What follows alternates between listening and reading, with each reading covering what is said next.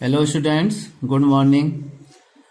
आज क्लास 11 का जीव विज्ञान में सेल साइकिल और सेल डिवीजन के बारे में जानकारी प्राप्त करेंगे। इससे पहले हम चर्चा किए थे सेल साइकिल क्या है, कोशिका चक्र क्या है, कोशिका चक्र में कितने डिवीजन होते हैं। तो इसमें हमने माइटोसिस के बारे में और मियोसिस सेल डिवीजन के बारे में बता चुके हैं बहुत अच्छी तरह से कि माइटोसिस डिवीजन किन किन फेजेज में बटा होता है, मियोसिस डिवीजन किन किन फेजेज में बटा होता है प्रावस्थाओं में। अब इसके बाद हम दोनों में क्या विशेष अंतर होता है तो उसकी हम चर्चा करेंगे। Differences between mitosis and meiosis cell division, अर्थात मियोसिस, माइटोसिस और मियोसिस यानी कि समसूत्री विभाजन और अर्धसूत्री विभाजन में मुख्य अंतर क्या होता है हम चर्चा करेंगे। तो माइटोसिस सेल डिवीजन में सूत्री विभाजन किसी भी कोशिका में तथा शरीर के किसी भी भाग में कोशिकाओं की संख्या बढ़ाने के लिए हो सकता है। जैसे हमारे शरीर में बहुत सारी कोशिकाएं टूट फूट जाती हैं, वहां पर कोशिका डिवीजन यानी कि सूत्री विभाजन के द्वारा कई कोशिकाएं बराबर बढ़ जाती हैं, चाहे वह शरीर का कोई भी भाग हो, कोई भी सोमैटिक पार्ट हो यानी वेजिटेटिव पार्ट हो उसमें इसका डिवीजन होता है सूत्री विभाजन का। अर्धसूत्री विभाजन केवल जनन कोशिकाओं में यानी कि रिप्रोडक्टिव पार्ट में यानी कि जनन कोशिकाओं में ही गैमेट्स के निर्माण के लिए ही होता है, यानी कि युग्मकों के निर्माण के लिए होता है। तो एक अंतर ये हो गया कि सूत्री विभाजन केवल वर्धी कोशिकाओं में विभाजन इसका होता है, जबकि अर्धसूत्री विभाजन जनन कोशिकाओं में गैमेट के निर्माण के लिए होता है। दूसरा पॉइंट, सूत्री विभाजन यानी कि माइटोसिस सेल डिवीजन शरीर के अनेक कायिक कोशिकाओं यानी कि सोमैटिक सेल्स में जीवन चक्र में अनेकानेक बार होता है, यानी जीवन चक्र में कई बार इसका विभाजन होता है, जबकि अर्धसूत्री विभाजन एक जीवन चक्र में केवल एक ही बार होता है, यानी कि इसका डिवीजन केवल एक ही बार होता है।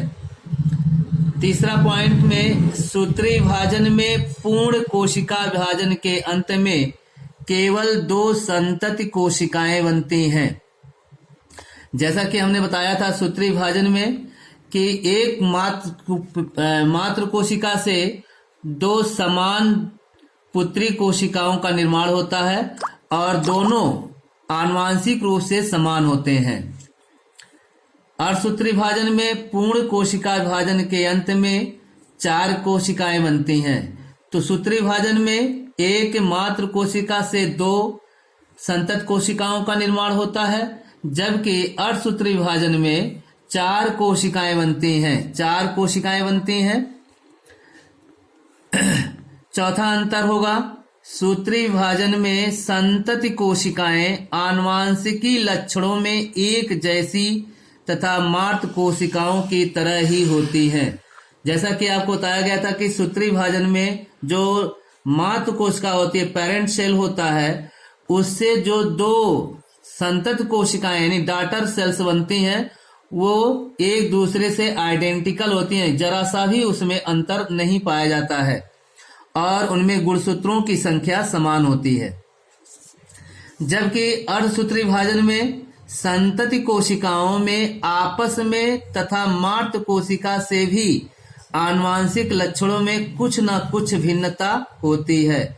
अर्थात अर्धसूत्री विभाजन में जब संतति कोशिकाओं में आपस में तथा मात्र कोशिका से भी आनुवांशिक लक्षणों में कुछ न कुछ भिन्नता या अंतर जरूर होता है।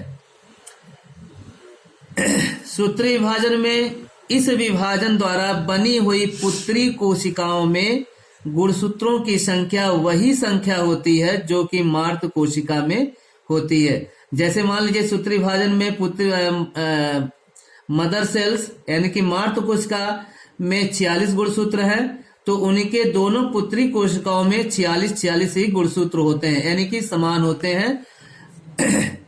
लेकिन जब अर्धसूत्री विभाजन होता है तो अर्धसूत्री विभाजन द्वारा बनी हुई पुत्री कोशिकाएं, जो 4 पुत्री कोशिकाओं में होती हैं, 100 में गुणसूत्रों की संख्या मार्त कोशिका की आधी रह जाती है, यानी कि 2n से n रह जाती हैं। छठवां अंतर है सूत्री विभाजन केवल एक अवस्था में ही कंप्लीट हो जाता है, यानी कि माइटोसिस सेल डिवीजन में आपको बताया गया था कि इसमें इंटरफेज के बाद prophase, metaphase, anaphase, telophase and cytokinesis प्रक्रिया के द्वारा होता है। लेकिन अर्धसूत्री विभाजन में यानी कि मियोसिस सेल डिवीजन में 2 अवस्थाओं में कंप्लीट होता है, यानी कि जिन्हें हम प्रथम अर्धसूत्री विभाजन मियोसिस फर्स्ट तथा द्वितीय अर्धसूत्री विभाजन मियोसिस सेकेंड कहते हैं। यानी कि मियोसिस फर्स्ट और मियोसिस सेकेंड में 2 भागों में यानी 2 चरणों में बटा होता है। 7वां अंतर सूत्री विभाजन यानी कि माइटोसिस सेल डिवीजन की पूर्वावस्था प्रोफेज अपेक्षाकृत छोटी होती है तथा इसमें प्रावस्थाएं नहीं होती हैं, जबकि अर्धसूत्री विभाजन में पूर्वावस्था प्रोफेज काफी लंबी होती है तथा यह फेज 5 अवस्थाओं में पाई जाती हैं।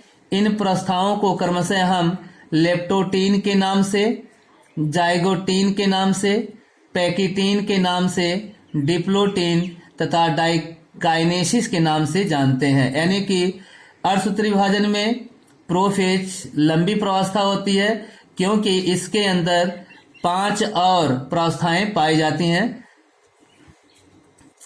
8वां अंतर सूत्री विभाजन में समजात गुणसूत्रों में सूत्र युग्मन यानी कि सिनेप्सिस की क्रिया नहीं होती है। ध्यान देना, माइटोसिस सेल में जो होमोलोगस क्रोमोसोम्स होते हैं उनमें सिनेप्सिस की क्रिया यानी कि सूत्र यानी कि जो क्रोमेटिड्स होते हैं आपस में पेयरिंग नहीं करते हैं, जबकि अर्धसूत्री विभाजन में मियोसिस सेल डिवीजन में होमोलोगस क्रोमोसोम्स में यानी कि समजात गुणखंडों में सूत्र युग्मन सिनेप्सिस की क्रिया होती है, अर्थात इसमें क्रोमेटिड्स की पेयरिंग होती है, क्रोमोसोम्स की पेयरिंग होती है, उसी को हम सिनेप्सिस कहते हैं, जिसके फलस्वरूप युग्मित गुणसूत्र यानी पेयर क्रोमोसोम्स बनते हैं।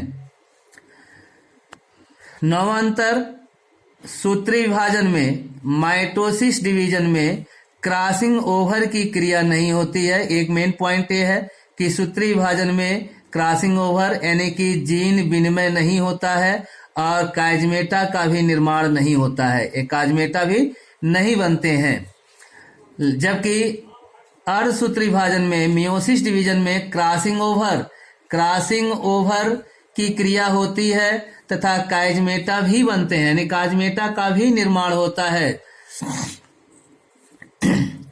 10वां अंतर यह है सूत्री विभाजन में माइटोसिस डिवीजन में समजात गुणसूत्रों के अर्ध गुणसूत्रों में आदान प्रदान नहीं होता है, अर्थात आनुवांशिक पदार्थ जेनेटिक मटेरियल का आदान प्रदान नहीं होता है। जबकि अगर हम बात करें अर्धसूत्री विभाजन की तो अर्धसूत्री विभाजन में समजात गुणसूत्रों यानी कि होमोलोगस क्रोमोसोम्स के अर्ध गुणसूत्रों यानी कि क्रोमेटिड्स में आदान प्रदान होता है। इस प्रकार आनुवांशिक पदार्थ का भी आदान प्रदान होता है, यानी कि क्रॉसिंग ओवर होता है इसके अंदर।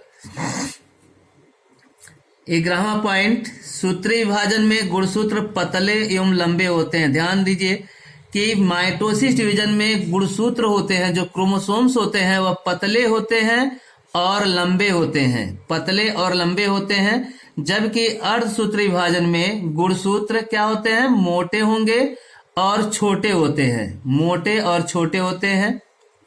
12वां पॉइंट सूत्री विभाजन में अंत्यावस्था यानी टीलोफेज सूत्र विभाजन सदैव पाया जाता है।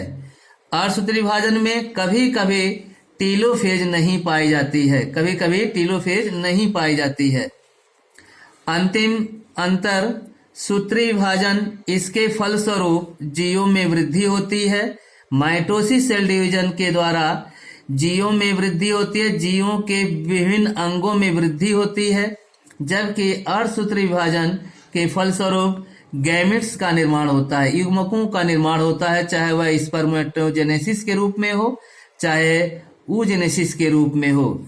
अर्थात इनकी क्रियाएं केवल जनन अंगों में ही होती है। तो अर्धसूत्री विभाजन जनन अंगों में यानी कि रिप्रोडक्टिव पार्ट में ही होती है और गैमेट का निर्माण करते हैं।